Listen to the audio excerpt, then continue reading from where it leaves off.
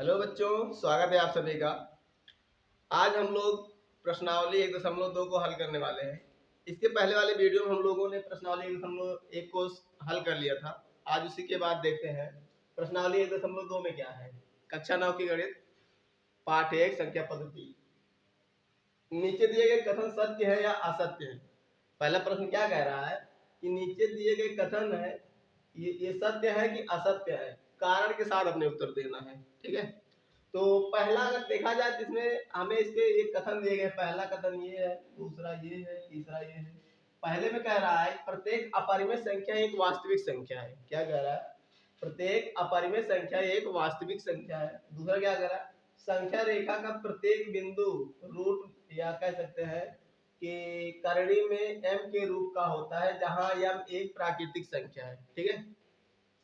तीसरा क्या कह रहा है? प्रत्येक वास्तविक संख्याएं एक अपरिमेय संख्या होती हैं। क्या होती है? प्रत्येक वास्तविक संख्याएं एक अपरिमेय संख्या होती है। तो ये तीन कथन दिए गए और इन्हीं तीन कथन बताना है कि सत्य है असत्य है। तो आइए पहला देखते हैं क्या कह रहा है। प्रत्येक अपरिमेय संख्या एक वास्तविक संख्या होता है। अगर हमने पढ़ा था अपरिमेय संख्या और अपरिमेय संख्या के बारे में पढ़ चुके हैं। यहाँ देखिए वास्तविक संख्या आया है। वास्तविक संख्या के बारे में हम लोग जान चुके हैं। वास्तविक संख्या क्या होती है? अगर वास्तविक संख्या के बारे में बात करें, इसमें परिमेय भी होता है और अपरिमेय भी संख्याएं होती हैं। मतलब परिमेय और अपरिमेय दोनों संख्याएं पाई जाती हैं। तो क्या कह रहा है? प्रत्येक अपरिमेय संख्या मतलब ये पूरा का पूरा इसी वास्तविक संख्या में ही है। तो इससे कह सकते हैं प्रत्येक वास्तविक संख्या प्रत्येक अपरिमेय संख्या एक वास्तविक संख्या। मतलब पहला कथन हमारा क्या है? सही है। ऐसा इसलिए कि वास्तविक संख्याएं क्या है? परिमेय और अपरिमेय दोनों संख्याओं का होता है। ठीक है। तो दूसरा क्या कह रहा है, ये पहला समझाएंगे। है वास्तविक संख्याएं में क्या होती है? परिमेय संख्या, परिमेय संख्या जितनी भी संख्याएं होती हैं वो सब आ जाती है। चाहे नेचुरल प्राकृतिक संख्या हो, सम संख्या हो, विषम संख्या हो और भाज्य संख्या हो या अभाज्य संख्या हो, कोई भी संख्याएं हो वो किसमें जाती है? वास्तविक संख्या में सब आ जाती है। ठीक है, धनात्मक ऋणात्मक सब। दूसरा कह रहा है संख्या रेखा प्रत्येक बिंदु करणी में m के रूप का होता है, जहां m एक प्राकृतिक संख्या है। ठीक है, तो देखते हैं संख्या रेखा बनाते हैं हम लोग। ये हमारा क्या है? संख्या रेखा। संख्या रेखा पे पहला पॉइंट जी मतलब शून्य हो गया, एक हो गया, दो हो गया, तीन हो गया, चार हो गया, पांच हो गया, छह हो गया। इस तरह से इसमें ऋणात्मक संख्या भी होती है। -1, -2, -3, -4। इधर भी अनंत तक जाएगा, इधर भी अनंत तक जाएगा। ये हमारा क्या हो गया? संख्या रेखा हो गया। कह रहा है कि प्रत्येक बिंदु करणी में m के रूप का होता है। देखते हैं करणी में m इक्वल टू क्या हो जाएगा? ये कहाँ हो जाएगा? जो ये सब नंबर दिख रहे हैं ये किस रूप का होना चाहिए? करणी में m के रूप का होना चाहिए। मतलब इसको अगर हम इसमें वैल्यू मतलब रखें तो यहाँ कह रहा है कि m क्या है? m बराबर हमारा क्या हो? प्राकृतिक संख्याएं हो। प्राकृतिक संख्या में क्या मिलती है? एक से शुरू होकर अनंत तक जाने वाली हमारी प्राकृतिक संख्याएं होती हैं।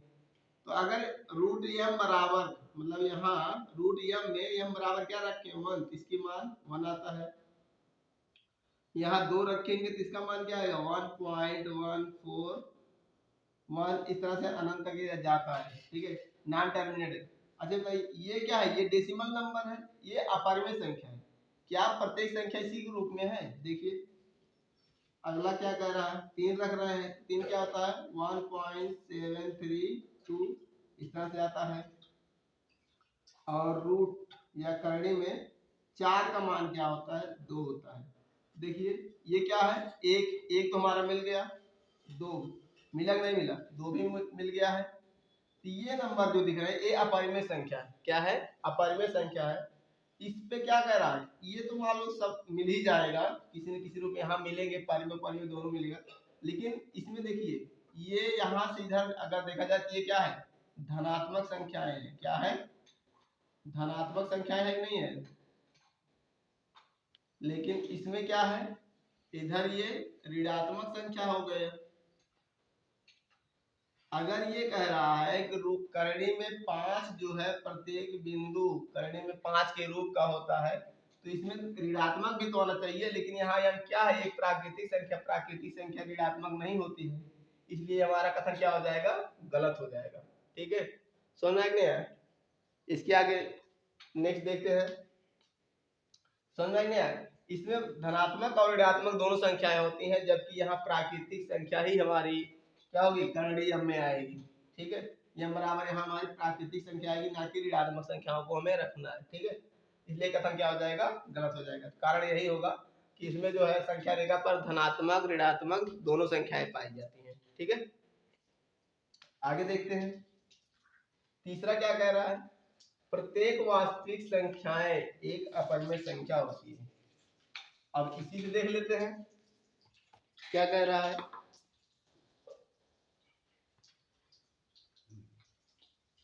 क्या कह रहा है, प्रत्येक वास्तविक संख्या क्या है, एक अपरिमेय संख्या होती है। अरे वैसे देखिए यहाँ पे क्या है, ये वास्तविक संख्या है। वास्तविक संख्या में तो सही अपरिमेय संख्या होती है, लेकिन इसमें परिमेय भी संख्या होती है। क्या है, परिमेय संख्याएं भी होती हैं। तो ऐसा नहीं मतलब प्रत्येक वास्तविक संख्या एक सिर्फ अपरिमेय संख्या ही होती है, इसमें परिमेय और अपरिमेय दोनों पाया जाता है, इसलिए कथन हमारा गलत हो जाएगा।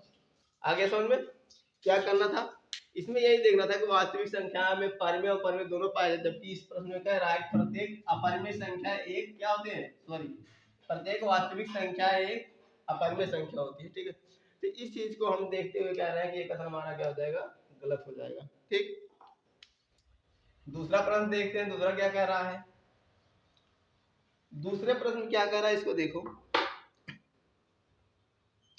कह रहा है क्या सभी धनात्मक पूर्णांकों के वर्गमूल अपरिमेय संख्या होते हैं, यदि नहीं तो एक ऐसी संख्या के वर्गमूल का उदाहरण दीजिए जो अपरिमेय संख्या हो। क्या है, क्या सभी धनात्मक पूर्णांकों के वर्गमूल, मतलब देखिए सभी धनात्मक संख्या लेते हैं, धनात्मक संख्या क्या हो जाएगा, 1 2 3 4 5 6 7 8 9, इस तरह से आगे जाता रहेगा। सब हमारी क्या धनात्मक संख्याएं हैं।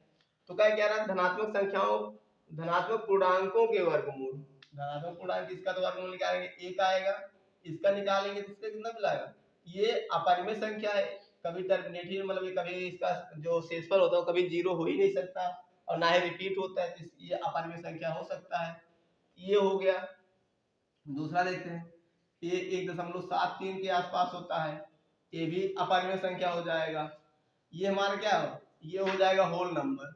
इसमें देखिए इसको हम लिख सकते हैं 2 गुणे 2, और जब इसका हम क्या लिखते हैं, वर्गमूल निकालते हैं तो हमें मिलता है 2 गुणा, मतलब क्या मिला, होल नंबर कितना मिल गया, 2, या कह सकते हैं कि इसका ये क्या है, स्क्वायर है, इसलिए हमारा ये क्या हो गया, होल नंबर हो गया। ये हमारा अपरिमेय संख्या क्या हो जाएगा, नहीं होगा। क्या होगा, अपरिमेय नहीं होगा। ये कौन सी संख्या है, ये परिमेय संख्या है, इसको हम 2/1 के रूप में लिख सकते हैं, इसको भी 1/1 लिख सकते हैं। ये हमारा क्या p/q के रूप में ये परिमेय संख्या है। ये भी हमारी अपरिमेय है, ये भी अपरिमेय है, ये भी अपरिमेय है, ये भी अपरिमेय है। और यहाँ देखिए इसको क्या लिख सकते हैं, इसको लिख सकते हैं 3 गुणे 3 इक्वल टू 3, जब इसको हम वर्गमूल निकालेंगे 3 मिलेगा। ठीक है, ये हमारे क्या हो गए, अपरिमेय संख्या, सॉरी ये हो गया हमारा परिमेय संख्या। क्या हो जाएगा, ये परिमेय संख्या है, या कह सकते हैं कि ये अपरिमेय संख्या नहीं है। ठीक है, परिमेय संख्या है और अपरिमेय संख्या नहीं है, दोनों बराबर ही है। ठीक है, तो इस तरह से हमारा इसका सेकंड क्वेश्चन हो गया। इसके उदाहरण जो वर्गमूल दीजिए, मतलब क्या कर रहा है, वर्गमूल का उदाहरण दीजिए जो एक परिमेय संख्या है। तो हमारा 1 हो गया, 2 हो गया, 3 हो गया, मतलब करड़ी में 1, करड़ी में 4, करड़ी में 9, इस तरह से जितनी भी संख्याएं निकालेंगे, मतलब 1 2 का अगर हम स्क्वायर कर ले तो स्क्वायर परफेक्ट स्क्वायर नंबर जो होता है वो हमारी क्या होती है, परिमेय संख्या होती है। ठीक है, देखिए इसमें लास्ट क्वेश्चन जो कह रहा है, तीसरा क्वेश्चन है, उसको ध्यान से देखिएगा। इसमें कह रहा है कि दिखाइए कि संख्या रेखा पर, क्या है, दिखाइए कि संख्या रेखा पर करणिक 5 को किस प्रकार निरूपित करते हैं। यहाँ देखिए करड़ी में 5 को हमें क्या करना है, निरूपित करना है किस पे, संख्या रेखा पर। यहाँ करड़ी में 5 किस प्रकार मिला इसको देखते हैं पहले। देखिए इसको छोड़े, पहले हम करड़ी में 2 देख लेते हैं। करड़ी 2 कैसे आता है, तो करड़ी 2 अगर हम देखें तो हम इसको एक समकोण त्रिभुज बनाते हैं। क्या बनाते हैं, समकोण त्रिभुज बनाते हैं। इसमें इसका जो आधार होता है 1 यूनिट लेते हैं, और जो लंब होता है उसको भी 1 यूनिट ले ले, 1 इकाई ले लेते हैं। अगर हमें इसकी मतलब यहाँ ए बी सी त्रिभुज का नाम क्या है, एबीसी त्रिभुज है, और इसमें से हमें करड़ी 2 फाइंड करना है। तो यहाँ इसका बेस भी 1 लेना है, और परपेंडिकुलर या फिर कह सकते हैं आधार 1 और लंब भी 1 लेना पड़ेगा। यहाँ देखिए जब इसका हम AC बराबर निकालेंगे तो पाइथागोरस प्रमेय के द्वारा निकलता है, पाइथागोरस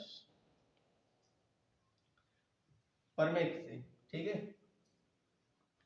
पाइथागोरस प्रमेय से निकालेंगे। तो यहाँ पाइथागोरस प्रमेय क्या कहता है, AC का स्क्वायर बटे AB का स्क्वायर प्लस BC का स्क्वायर। अब यहाँ AC का स्क्वायर में फाइंड करना है। तो यहाँ देखिए इसका 1 का स्क्वायर है, यहाँ भी 1 का स्क्वायर है, तो 1 का स्क्वायर 1 ही होता है, 1 का स्क्वायर 1। यहाँ 1 धन 1 बराबर कितना, 2 के। यहाँ AC का स्क्वायर है, इधर से क्या होगा, मतलब स्क्वायर हटेगा रूट लगेगा, यह कह सकते हैं इधर से अगर वर्ग हटा यहाँ करड़ी लगेगी। तो AC बराबर क्या हो जाएगा, AC बराबर 2 हो जाएगा। ये आया इस तरह से। इसी तरह हम इसको भी फाइंड कर सकते हैं। क्या कर सकते हैं, इसको भी फाइंड कर सकते हैं। जब इसको हमें फाइंड करना होगा, मतलब करड़ी में 5 हमें लाना है, तो क्या कर सकते हैं, एक समकोण त्रिभुज बनाएंगे। क्या बनाएंगे, समकोण त्रिभुज। जब समकोण त्रिभुज बनाएंगे तो इसका बेस कितना होगा, देखो करड़ी में जो 5 है, करड़ी में 5 क्या लिख सकते हैं इसको देखते हैं।